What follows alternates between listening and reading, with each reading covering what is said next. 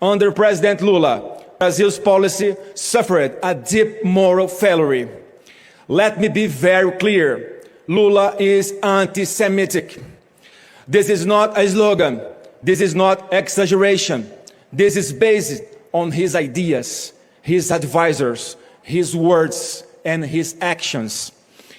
The main designer of Lula's international policy, his top advisor, Celso Amorim, wrote the preface of a book that praises Hamas and presents it as a normal political group.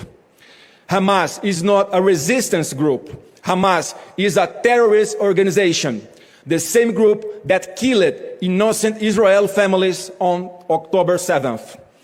This shows that what we see today is not an accident. It's not a mistake. It's an ideology.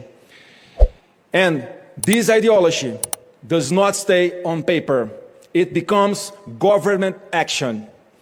In early 2023, the Brazilian government allowed Iranian warships from a regime that openly calls for the destruction of Israel to enter a Brazilian port. After the Hamas massacre of October 7th, while Israel was still mourning its dead, Lula rushed to accuse Israel of acting in a violent and unfair way. When Brazil's citizens left Gaza in November 2023, Lula used that moment not to condemn Hamas, but to attack Israel. From 2023 on, Brazil voted again and again against Israel at the United Nations and other international bodies. In February 2024, Lula crossed a moral line by comparing Israel's actions to the Holocaust, an anti-Semitic statement that insulted the Jewish people and minimized the worst crime in history.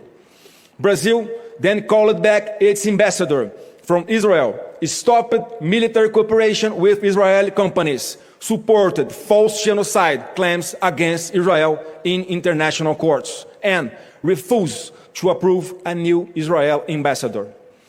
These are no single mistakes. They form a clear and intentional partner.